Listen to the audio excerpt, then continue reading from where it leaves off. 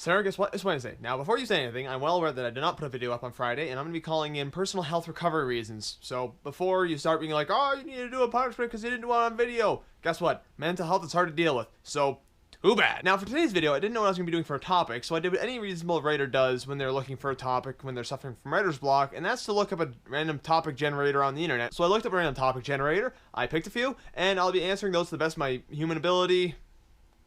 Yeah, stress management. First thing you'll need to do is identify the sources of stress in your life, and then you'll need to perform one of the following. Avoid the stress, alter the stress, adapt your coping mechanisms, or accept that the stress is out of your control. Still not working for you? Then what you'll need to do is indulge some of your primary senses as a way of coping with the stress and to alleviate stress in your system. Watch a video you enjoy. Light a scented candle. Oh, enjoy a tasty treat. Cuddle with your favorite pet, even if he doesn't like it. You're gonna cuddle it. Oh.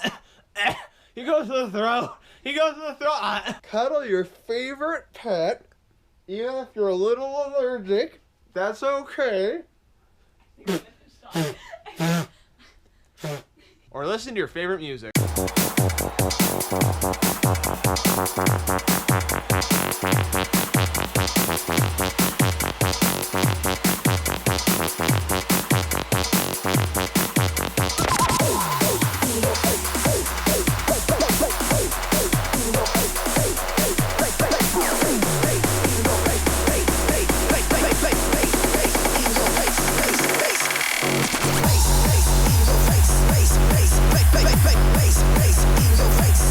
And most importantly, chill bro, playing the recorder as a child. I'm sure most North American viewers have done this in the past, but between the grades of 3 to 7, I played the recorder in class, music class specifically, not just in general. And while at that age, I felt like I was obliged to hate it, even though honestly, I really did enjoy it. I liked playing the recorders a lot, and frankly, it was a lot of fun. I think the best thing was that unlike the other kids in the class who had the regular recorders that came in the regular cases, those soft cases, you remember the felt kind of ones? I brought my recorder from home, which was handed me down from another family member, I don't even know who, but it didn't have a case with it, and you were required to have a case. So I did what any sensible kid does, and I got my mom to make me a homemade one, and you know what it was made out of? Tiger print. That's right, I had Tigger the Tiger striped tail recorder.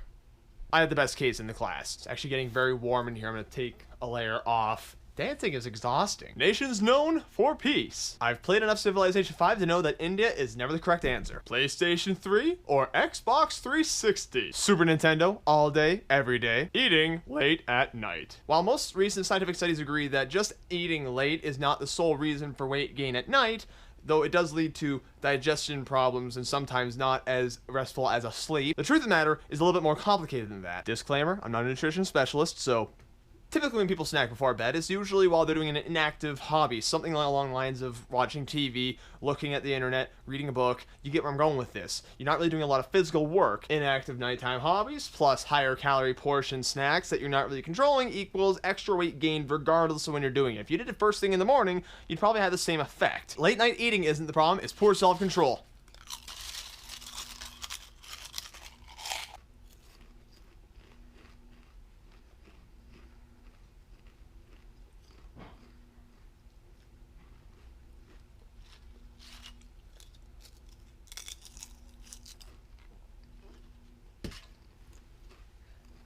Not my fault. Gaining weight in the winter. Weight gain in the winter, much like weight gain in any season, is a reflection on your consumed portions not matching your physical activity levels. Though frankly, it is much easier to gain weight in the winter than it is in any other season, because let's be honest, very few people outside of the age of 12 enjoy going outside in the winter. Winter weather is cold, we tend to enjoy more stationary hobbies, and it's kind of like what we just talked about not more than a few seconds ago. Solution? Keep physical, eat less, or just have a high metabolism.